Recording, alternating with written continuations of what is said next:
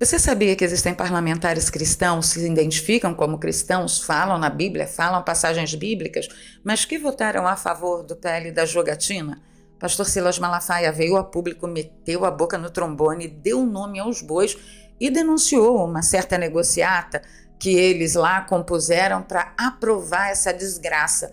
No final, ainda vou deixar minha opinião sobre isso, por isso que eu convido você a ficar comigo até o final do vídeo. E antes desse assunto de capa, eu quero conversar com vocês a respeito de mais uma mentira de Janjo que está na rede social, dizendo que para as pessoas terem paciência, porque ele só tem 1 ano e meio de governo e ele está consertando a desgraça que o governo anterior fez. Eu posso ver uma postagem dessa passar na minha timeline e não responder? Respondi. Então a gente vai falar sobre isso também.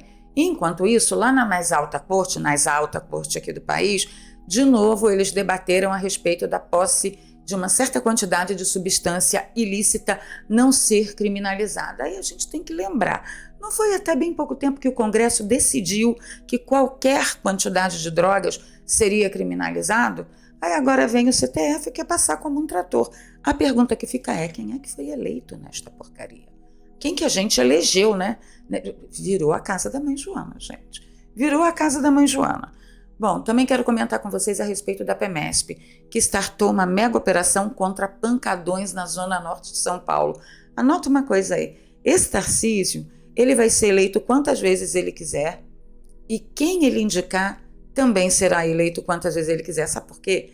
Esse governo, essa administração, está mostrando que realmente se importa com o pobre.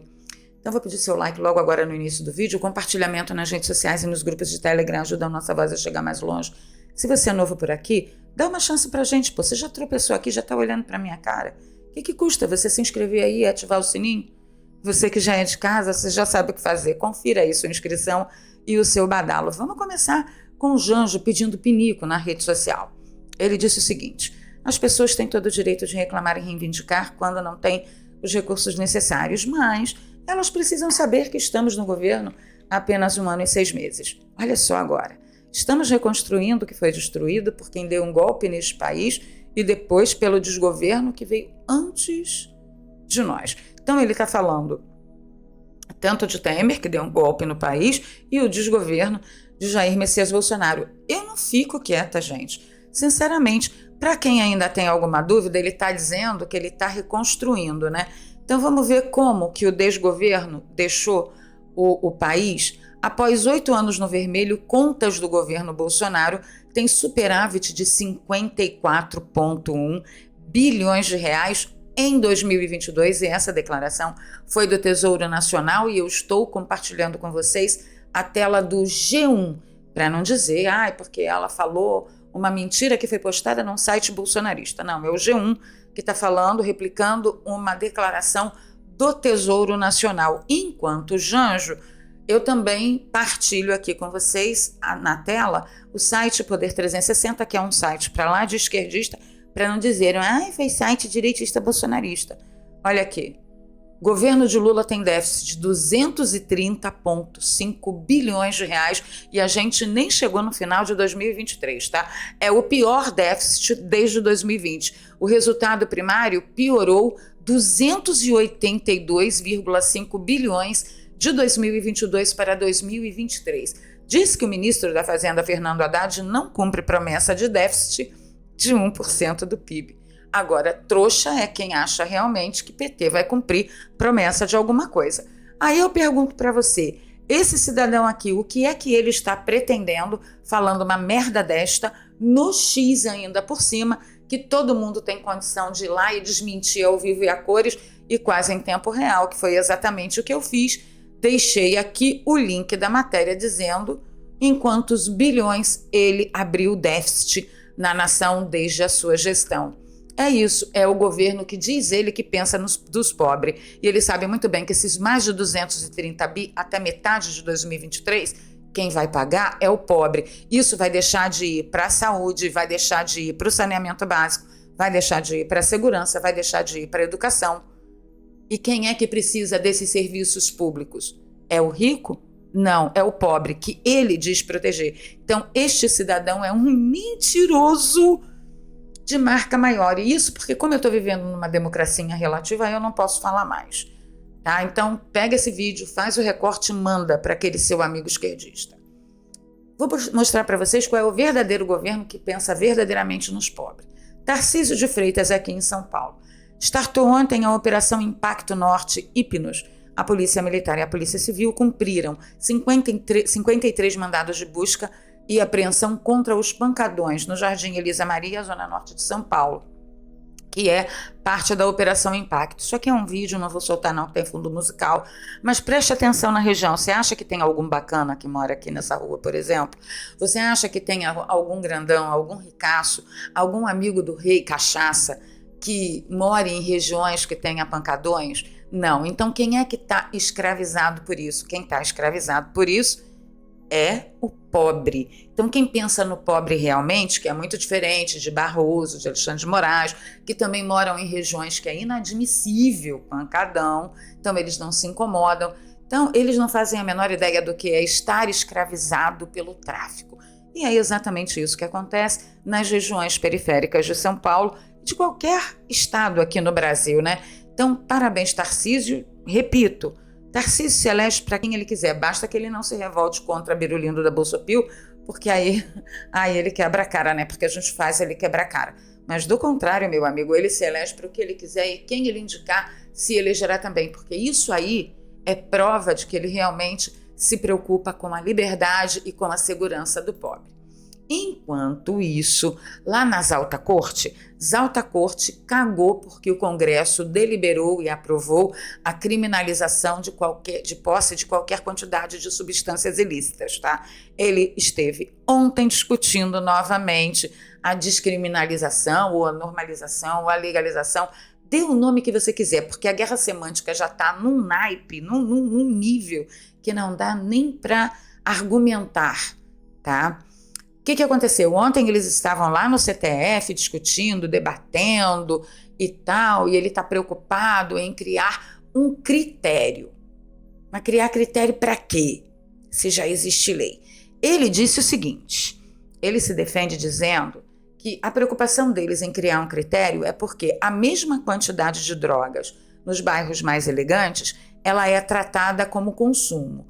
E se essa mesma quantidade de droga é pega com alguém no bairro de periferia, é tratada como tráfico. Essa foi a justificativa dele para, falar, olha, eu estou aqui por causa disso. Então realiza junto comigo. As leis, elas são iguais. Não me consta que existam leis diferentes para rico e lei diferente para pobre. As leis são iguais. Como está havendo, segundo ele, o que eu não acredito, segundo ele, está havendo uma diferença de tratativa nos lugares mais ricos, a tratativa é como se fosse uso, e nos lugares mais pobres, periféricos, a tratativa é como se fosse tráfico.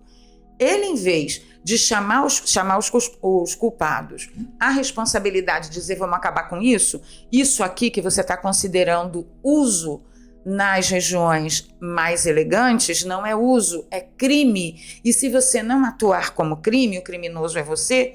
Não. Qual é a solução dele? Pega lá na região periférica quem está sendo tratado como tráfico, e que até agora é tráfico, e trata como uso. Ou seja, a solução do ministro Barroso, pelo destaque do trecho desta fala, este trecho especificamente, ele quer dizer o seguinte, olha, como a polícia indo na favela mata muito pobre, vamos impedir que a polícia vá na favela. Como se isso fosse uma solução de segurança pública, de combate. Ah, mas ele é muito humanista. Aí eu comentei, né? Falei, bom, primeiro que isso é mentira. Não existem leis diferentes para tratar rico e pobre. Segundo, se há diferença de tratamento, que seja responsabilizado quem está tratando com benevolência, o que é crime. Liberar quantidade para supostamente diferenciar uso de tráfico, a fim de igualar tratamentos, é pura guerra semântica, tá? Porque isso não vai trazer bem nenhum e nem nenhum benefício para a população. Avançando aqui, olha só, pastor Silas Malafaia fez um vídeo dando nome aos bois que eu quero reagir com vocês. Vem comigo. Contextualizando, ontem teve a aprovação do PL da jogatina e ele articulou muito e tinha certeza que não ia ser aprovado na CCJ do Senado. Foi aprovado por 12 a 14, ou seja, nós perdemos por 2 votos. Deixa eu mostrar aqui o que ele fala para vocês. Povo abençoado do Brasil, nesse dia 19 de junho, quarta-feira, eu estive presente na Comissão de Constituição e Justiça do Senado no debate da jogatina. E eu vou fazer aqui denúncias gravíssimas que o povo cristão do Brasil tem que saber, principalmente as pessoas, os cristãos que votam nesses camaradas dos estados que eu vou falar aqui. Preste atenção à vergonha. A senadora Elisiane Gama, eu cruzei com ela no corredor do Senado. Ela é titular da CCJ, não compareceu. Para quê? Para o suplente votar a favor desse lixo moral. Como? Uma mulher que é membro da Assembleia de Deus, que diz que tem valor cristão, se ausenta da votação, fazendo o jogo desse governo para algo que destrói jovens, homens, mulheres, idosos e família, que a grana arrecadada não cobre o dano social. É para o povo cristão do Maranhão nunca mais votar nessa mulher. Mas não acaba por aí, não. Vou só interromper aqui um pouquinho. Pastor Silas Malafaia, o senhor me desculpa, mas Elisiane Gama já fez coisa muito pior do que votar num projeto de lei que vai aprovar cassino, entre outras coisas, no Brasil. O senhor não assistiu à CPI da pandemia, não? Aquilo ali foi um absurdo. Aquilo ali foi abjeto. Aquilo ali foi criminoso. Ela apoiou a criminalização de pessoas que salvaram milhares de vidas no país. Médicos ilibados comprometidos com a ciência. Cientistas realmente honrados no mundo todo. Elisiane Gama já fez coisa muito pior. Você está preocupado com uma pelezinha mequetrefe de jogatina? Sabe de nada. Outro titular da CCJ, Márcio Bittar do Acre, tem voto de cristãos. Olha só. O presidente Bolsonaro, na minha presença, no Viva Voz, falando com ele, disse: não, meu presidente, olha só, meu voto é seu, eu voto contra isso é um absurdo. O cara também não compareceu para o suplente votar. Outro que tem voto de cristãos e de evangélicos. Vocês perceberam, né? Você vai lá, faz a continha, então tá. Eu não posso votar porque eu me comprometi com o homem, não posso perder os votos do homem. Eu me desconecto do Bolsonaro sem perder os bolsonaristas, certinho? Aí ele deixa o suplente votar. É o Messias de Jesus de Roraima. No dia da votação eu falei com esse cara no telefone. Não, meu pastor, eu sou contra. Não, também titular não compareceu. Podia votar remotamente, não tem uma desculpa. A senadora do agronegócio, olha que vergonha, Tereza Cristina, que decepção, fazendo o jogo do chefe dela, o senador Ciro Nogueira, que é o patrono da aprovação da jogatina no Brasil. Agora, a cereja do bolo, a vergonha maior. A vergonha maior. Sérgio Moro, o juiz símbolo do combate à corrupção, votou a favor dessa porcaria. Tanto ele quanto eu sabemos que a jogatina é o maior responsável pela lavagem de dinheiro do narcotráfico, crime organizado e da corrupção. Que vergonha, Sérgio Moro, rasgando a sua história. É pro povo do Paraná nunca mais votar nesse cara. Nós perdemos por causa disso de 14 a 12, mas ainda não é o fim. Vai pro plenário. E eu não vou citar o nome dos outros senadores, porque eles podem mudar o voto no plenário e nós vamos pressionar, porque daqui a uns 15 dias vai ser votado a jogatina lá no plenário e nós não podemos deixar esse lixo moral ser aprovado no Brasil. Por quê? Porque quem controla o jogo vai continuar controlando agora de maneira oficial. Exatamente. É uma vergonha total e um absurdo dos absurdos. Então, gente, eu vou meter o bedelho aí, eu vou dar minha opinião. Segura só mais um pouquinho aí, aguenta no cafezinho. O que acontece? O relator desse PL, ele alegou o seguinte, ó, deixa eu mostrar aqui para vocês. O relator defendeu que a legalização dos jogos de azar no Brasil vai aumentar a arrecadação do país e, além disso, o senador argumentou que a prática já é liberada e regulamentada em outros países. Então, eu quero que vocês realmente entendam que nós não passamos para esse pessoal que está no poder de 1, arrecadação de impostos, 2, a gente é mero produtor de impostos. Mero produtor de impostos. Aí eu entrei com um tweet agora, dei uma xizada lá, Eu falei o seguinte, ó, posse de porte de arma também são liberados e regulamentados em outros países. Por quê que só jogatina pode? Por que só droga pode? Por que o cidadão de bem não pode ter a sua arma? Por que o cidadão de bem não pode carregar a sua arma? Né? Pois é. Bem, vocês sabem que eu sou muito inclinada ao libertarianismo, né? Deixa eu conversar aqui com vocês a respeito de jogatina. Eu não sou contra quem quiser jogar, não. Quem quiser jogar, que vai. Eu acho que cada um tem que ter liberdade para decidir por consciência própria o que quer fazer, desde que não prejudique outrem. A gente parte do princípio da não agressão injusta, tá? Mas o Brasil é um país muito peculiar. Por exemplo, se as leis daqui fossem como as leis nos Estados Unidos, que um policial falasse assim para um bandido pego em flagrante: mão para a cabeça, senão eu te mato, e o policial, o bandido se mexesse e o policial matasse ele e o policial fosse condecorado, pode aprovar essa meleca aí. Se eu morasse num país que as leis funcionassem como as leis dos Estados Unidos funcionam, eu também diria, pode liberar essa bodega aí.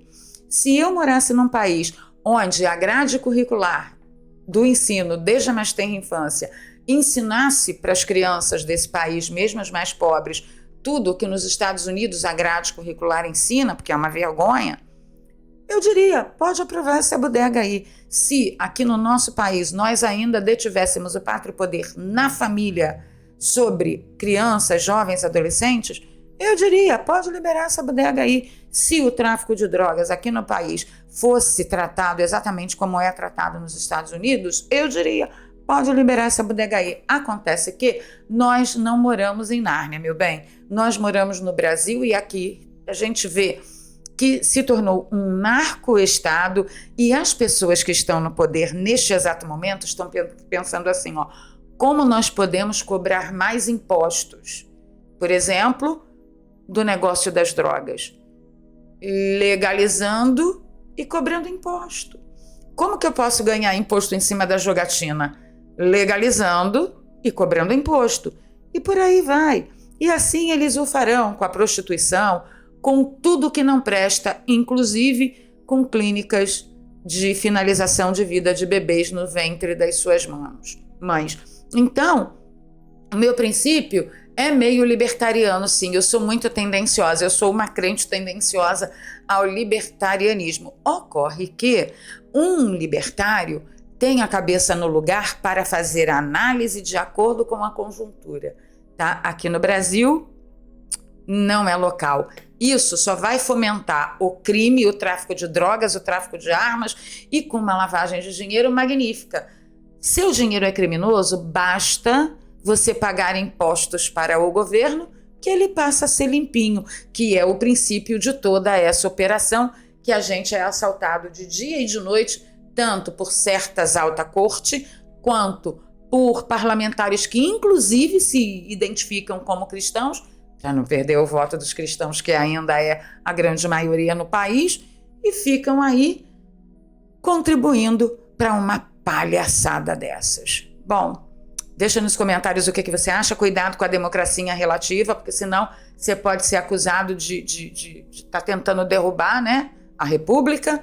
E eu vou ficando por aqui, pedindo seu like, seu compartilhamento. Se você gosta do meu trabalho, é um bom momento para você nos apoiar. Aqui tem um Pix que você pode fazer esse apoio de qualquer valor. É doartravaleria@gmail.com, e na descrição eu sempre deixo 2 contas bancárias e uma conta no PayPal para você que nos acompanha de fora do Brasil. E aí, e você? Você é a favor ou contra a jogatina? Você votaria contra ou a favor? Dentro das circunstâncias brasileiras, tá? Te vejo nos comentários. Fim do mundo, brava gente. Poderíamos ter ganho de 17 a 14. 17 a 12. Mas não, o pessoal lá fez negociata. Eu queria ser uma mosquinha para tentar descobrir se teve algum tipo de oferecimento de participação em alguma coisa. Mas são só as vozes da minha cabeça.